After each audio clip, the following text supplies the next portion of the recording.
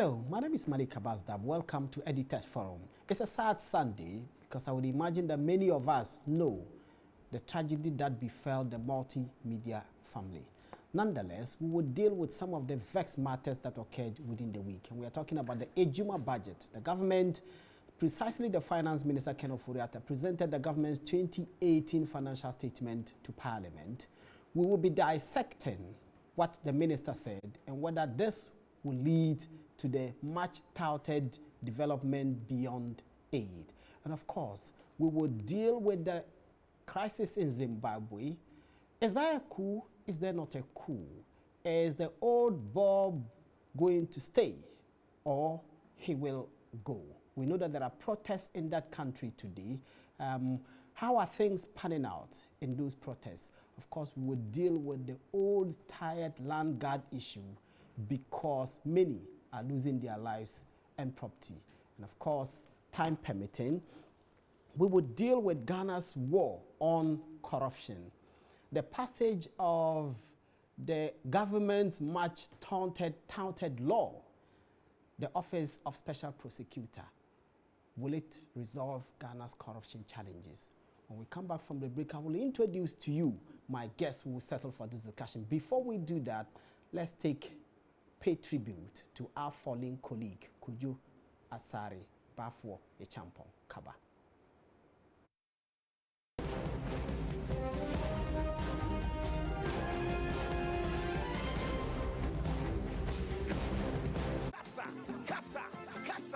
Good afternoon, Accra.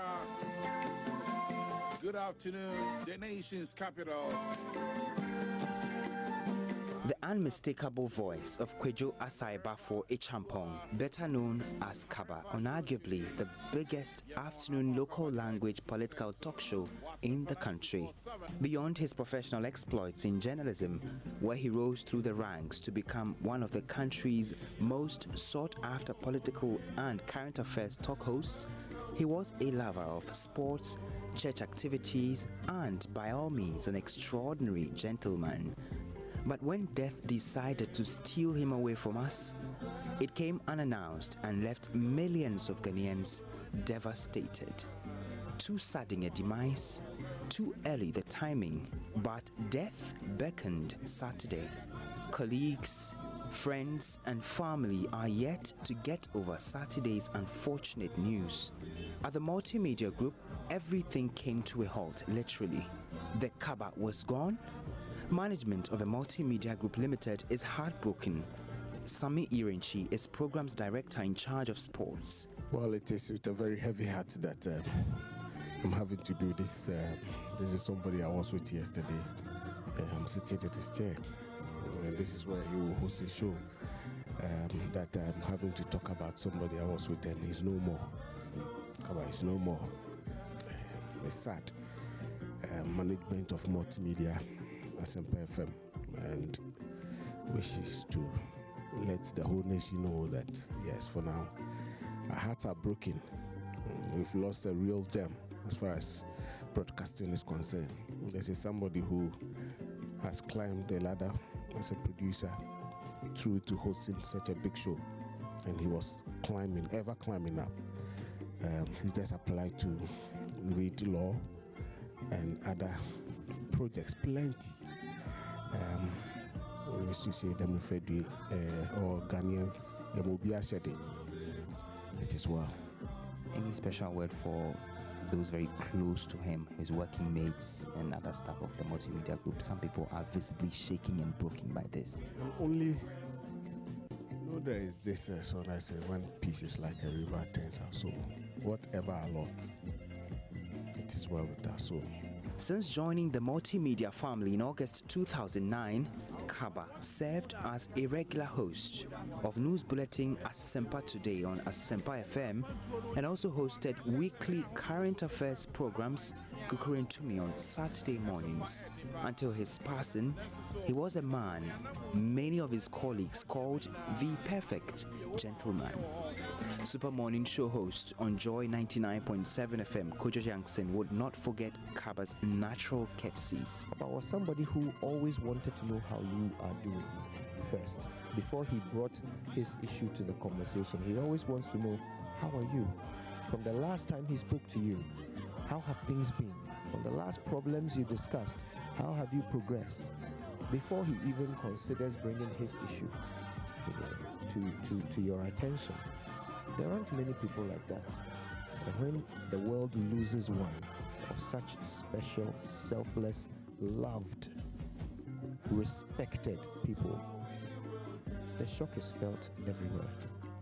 Hits FM's programs director Mark Okwekumante wonders if there would ever be a diligent man like him.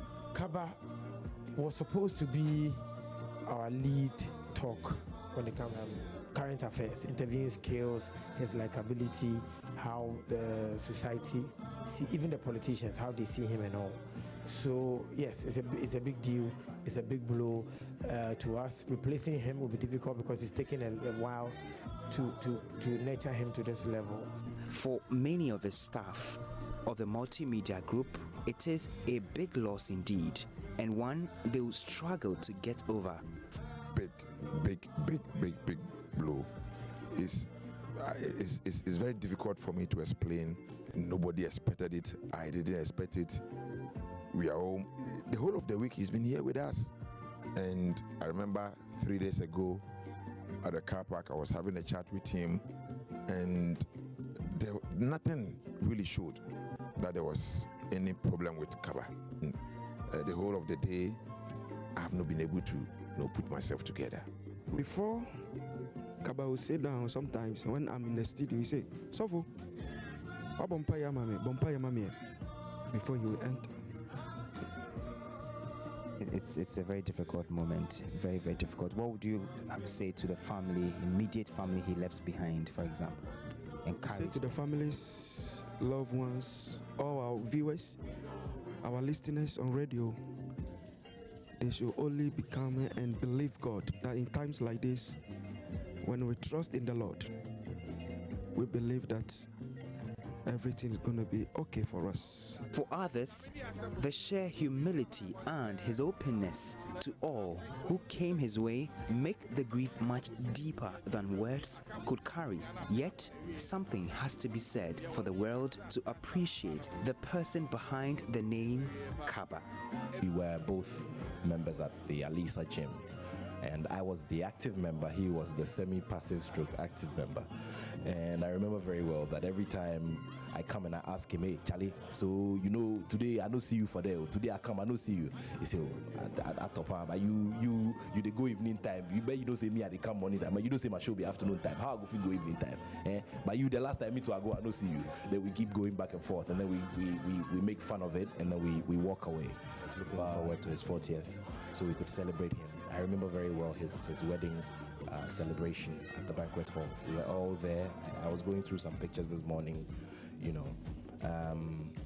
God brings people along our way for purposes, and his sterling qualities as an individual, as a journalist, and as a broadcaster are those which we should keep with us. It's quite difficult. We close like 6. He closes like 6:30. So after his show, there is a rice joint around Nima. So KABA, myself, Jerry, and then one other friend, we will always go there to go eat rice. Memories we share, and then the people there, the queue, KABA will tell you, Charlie, I'm with there. Umbu no cow. No matter who you are, when you come, you join the queue. So whenever I think for about a month or so, he said, "Oh, Charlie, what is it? I'm going to join the moment." Sometimes we go sit at top taste, we eat, we share a lot of things, we laugh over it. I wish I could find words to describe it. But then I can just, when I heard the news, I couldn't hold my tears. Fortunately for me, I always take over from KABA when he finishes his show at 6:30, when I also come for announcement. So he introduces me and hands over the console and everything to me to do the announcement. And the way KABA will be introducing me to the show, at least you feel honored and humble. Me coming from Kwawu and always attributing some of things from Kwawu, and that kind of stuff. And so I can say every day I see KABA when he comes to work because I take over from him. So it's, for me, I can't control it. He was married to Valentina Ofori Efriye, also a broadcaster with Accra-based Class FM. Chief Executive Officer of a Multimedia Group, Kwesi Chum led management and staff to his residence shortly after news of his death to console the wife and his immediate family. A life cut short, a wife and a young daughter left behind, and a grieving group left to console one another. Condolences to close family relations. Condolences, friends. Condolences to the Multimedia Group. We've just lost an asset and a gem. Till we meet again, we pray for the repose of the soul of Kwadwo Asare-Bafo Champong. Fare thee well, Kwadwo Asare-Bafo Champong. Fare thee well, KABA. That journey will be easy. But what he told us, that he will be with us every step of the way.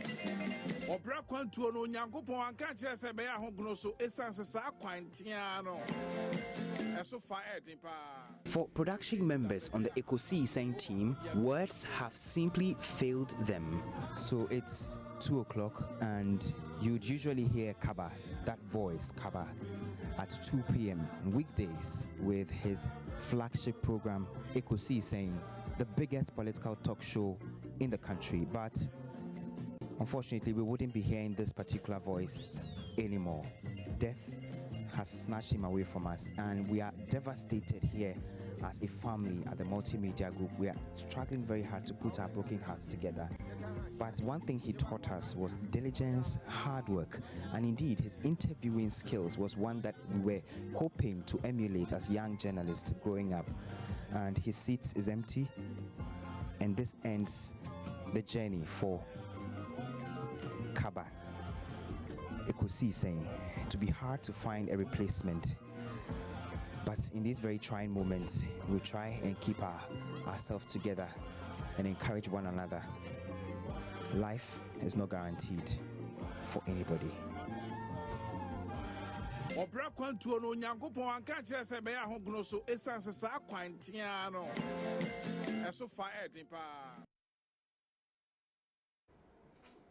You're welcome back. That was a report filed by Komla Adam, one of our colleagues here. Fare thee well, KABA. Our guests in the studio are Toma Emere. He is a consulting editor, Economic Times. I was with Toma on the Super Morning Show last week. Toma, welcome to Editors Forum. Thank you very much. And Richard Nee Abbey. He is not a stranger to this show. Richard, welcome. Thank you very much, Malik. Did you have any, you worked here before you went to the Business and Financial Times, you worked here before. Did you have any relationship, any experiences or interaction with KABA? Yeah, Malik, you know, when I was here, I was normally doing a lot of politics and, you know, when you talk about politics and political stories, most of it you would have people, some of these politicians come into Ekosi Iseng. So yeah, because it's a political talk show. Yes, so it was a show that I monitored every now and then. And once in a while, I'll just go and talk to KABA. And when you approach him, I mean, you know, you approach, sometimes there are people you approach them and the way they even warm up to you and all that, you could see they are not that friendly. But KABA is one person, you talk to him for the first time and it's like you've known him forever. And the way he opens up to you, he will say, oh, what's up? I mean, are you good and all that? So it was very friendly. And for me, I worked there quite briefly. But anytime I come here and I see him, it's like he's known me, I mean, forever. And you get a sense that, I mean, this is a very good person. And he was very liked by almost everybody I know. So when I heard the news, I was very, very shocked, just like everybody else. And I mean, I couldn't just, I saw it on Facebook. I was like, no, this is not. It can't be. No, it can't be. Which and I had to close it. Which is the response of many people. Yeah, that it can't be. It was. I mean, it was really devastating. KABA that we all know. I mean, we all wake up and I mean, It's such normal. a Toma, you are a devastating business and finance person. You don't tend to have anything to do with politics. Did you by chance know him or know about him and his work? We've met on several occasions. Okay. I've seen him from fan, and one thing I was always aware of was the amount of professional respect, his professional reputation in the industry we all share, which was an excellent reputation. He was regarded as a thoroughbred professional by those who worked with him, and I mean, while he was still alive, I've heard, words of real praise about his work from so many of my colleagues, and I mean, at that time, I mean, if somebody starts praising him now, you would say because he's gone, but I mean, these praises were coming while he was alive. Nobody expected this to happen, so that shows the kind of professional he was.